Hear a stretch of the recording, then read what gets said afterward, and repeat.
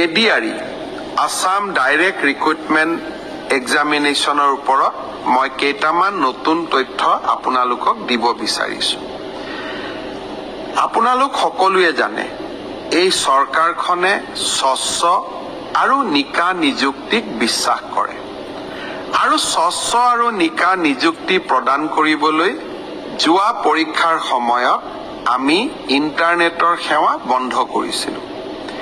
কংগ্ৰেছ দলে যথাৰীতি মোক সমালোচনা কৰিলে, কিন্তু আজি ঝাৰখণ্ডত কংগ্ৰেছ দলৰ চৰকাৰে তাতে আজি হোৱা এনেকুৱা ধৰণৰ ৰিক্ৰুটমেণ্ট পৰীক্ষাত ইণ্টাৰনেট বন্ধ কৰিবলৈ সিদ্ধান্ত লয়। অৰ্থাৎ আজি কংগ্ৰেছ দলে ঝাৰখণ্ডত এটা বেলেগ ৰূপ আৰু অসমত এটা বেলেগ ৰূপ ল'ব বিচাৰে। দৰাচলতে আমাৰ যিমানেই অসুবিধা নহওক কিয় নৱ প্ৰজন্মক এটা স্বচ্ছ পৰীক্ষা দিয়াটো আমাৰ সকলোৰে দায়িত্ব। বছৰত এটা দিনত 2 ঘণ্টা 3 ঘণ্টা সময় ইণ্টাৰনেট সেৱা বন্ধ থাকিও আমি যদি 11 লাখ পৰীক্ষাৰ্থীক আত্মবিশ্বাস দিব পাৰোঁ যে সমাজে আপোনালোকৰ কাৰণে চিন্তা কৰে, সমাজে এটা স্বচ্ছ পৰীক্ষাত বিশ্বাস কৰে, তাতকৈ আৰু ডাঙৰ কথা কি হ'ব পাৰে। মই কংগ্ৰেছ দলক আজিৰ দিনটোত আহ্বান জনাম যে ঝাৰখণ্ডত কংগ্ৰেছে লোৱা সিদ্ধান্তটোক আপোনালোকে অসমত বিৰোধিতা নকৰিব। সকলো ষ্টেটতে বেলেগ বেলেগ ৰূপ লোৱাটো উচিত নহয়।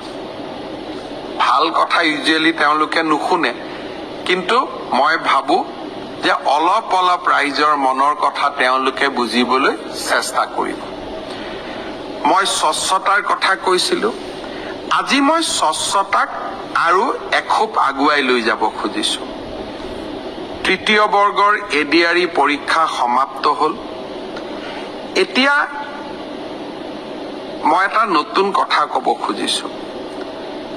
27 তাৰিখে সেৱাক আপোনালোকে আবেদন কৰিব পাৰিব মাত্ৰ 50 টকা দি, যে আপোনালোকে যিখন OMR চিট লিখিছিলে সেই OMR চিটৰ এটা ফটোকপি আপোনালোকক লাগে বুলি। অৰ্থাৎ আপোনালোকে লিখি থৈ অহা OMR চিটখন 27 তাৰিখৰ পৰা সেৱাৰ কাৰ্যালয়ত আবেদন কৰি সেৱাই তাৰ ধুনীয়া বিজ্ঞাপন দিব কেনেকে কেনেকে আবেদন কৰিব লাগে। আপোনালোকে চেণ্টাৰত জমা দি থৈ অহা OMR চিটটো এইবাৰ আপোনালোকে 50 টকা জমা দি সেৱাৰ পৰা লৈ আহিব পাৰিব। ফটোকপিৰ খৰচ 50 টকা। ঘৰত লৈ আহি OMR চিটটো এইবাৰ আপোনালোকে পৰীক্ষা কৰিব পাৰিব যে মই শুদ্ধ উত্তৰ দি আহিলো নে নাই। শুদ্ধ উত্তৰটো কি? 28 তাৰিখে আমি এনসাৰ কিটো সেৱাৰ ৱেবছাইটত আমি প্ৰকাশ কৰিম। অৰ্থাৎ 27 তাৰিখৰ পৰা আপোনালোকে OMR চিটখন আবেদন কৰি সেৱাৰ পৰা ল'ব পাৰিব। 28 তাৰিখে সেৱাৰ ৱেবছাইটত এনসাৰ কি, প্ৰত্যেকটো প্ৰশ্নৰ উত্তৰ কি হোৱা উচিত তাকো আপোনালোকে চাব পাৰিব। অৰ্থাৎ ঘৰতে বহি মইনো কিমান নম্বৰ পালো, OMR চিটখন হাতত উলিয়াই লওক, এনসাৰ কি লগত মিলাই চাওক আৰু 100ৰ ভিতৰত 50ৰ ভিতৰত মই কিমান নম্বৰ পালো সেয়া ঘৰতে বহি মই হিচাপ উলিয়াই ল'ব পাৰিম। অৰ্থাৎ ৰিজাল্ট দিয়ালৈ অপেক্ষা কৰিবই নালাগে। ভাৰতৰ কোনো প্ৰদেশতে এনেকুৱা সিদ্ধান্ত আগত গ্ৰহণ কৰা হোৱা নাছিল। OMRৰ কপিও পাব আৰু এনসাৰ কিটো উপলব্ধ হ'ব। এতিয়া আৰু এটা আমি স্বচ্ছতাক আৰু এখোজ আগুৱাই লৈ যাব খুজিছোঁ। এনসাৰ কিটো আপোনালোকে চাই পেলাই মনত খুদুৱনি লাগিলে যে এইটো প্ৰশ্নৰ এইটোতো উত্তৰ নহয়, উত্তৰটো বেলেগহে হ'ব লাগিছিলে। 500 টকা দি আপোনালোকে সেৱাক জনাব পাৰিব যে আপোনালোকে প্ৰস্তুত কৰা উত্তৰটো ভুল হৈছে। উত্তৰটো আচলতে পঞ্চপাণ্ডৱৰ 3য়জন সন্তান ভীম নহয় অৰ্জুন। সেবাই ভীম বুলি এনসাৰ কিট লিখিলে।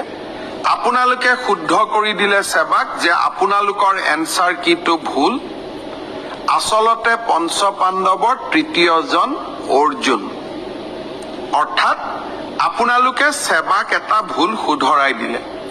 তৎকালীনভাৱে সেই 500 টকাটো আপোনালোকে উভতাই পাব। 500 টকাটো আমি এই কাৰণেই ফিজ লৈছো, নহলে সকলোৱে এনসাৰ কিটো ভুল বুলি হাৰাশাস্তি কৰাৰ ৰাস্তাও ল'ব পাৰে। যাতে হাৰাশাস্তি কৰাৰ ৰাস্তা নলয় সেইবাবে আমি এটা 500 টকা ল'ম। কিন্তু যদি আপোনালোকৰ পৰামৰ্শ শুদ্ধ হয় আমি সেই 500 টকাটো উভতাই দিম। অৰ্থাৎ আজি মই স্বচ্ছতাৰ দিশত তিনিটা কথা ক'লো। অহা 27 তাৰিখৰ পৰা স্বচ্ছ পৰীক্ষাৰ ক্ষেত্ৰত মই তিনিটা নতুন সিদ্ধান্ত আজি মই ঘোষণা কৰিলো। এটা হ'ল যে আপোনালোকে OMR চিটটো, যিটো চিটত আপোনালোকে আনসাৰ কৰি আহিছে তাৰ ফটোকপিটো অহা 27 তাৰিখৰ পৰা আপোনালোকে সংগ্ৰহ কৰিব পাৰিব সেবাৰ কাৰ্যালয়ৰ পৰা। তাৰ প্ৰচিডিউৰটো বিজ্ঞাপনত আহিব। 50 টকা দি আবেদন কৰিব লাগিব। 50 টকাও ফটোষ্টেটৰ খৰচ।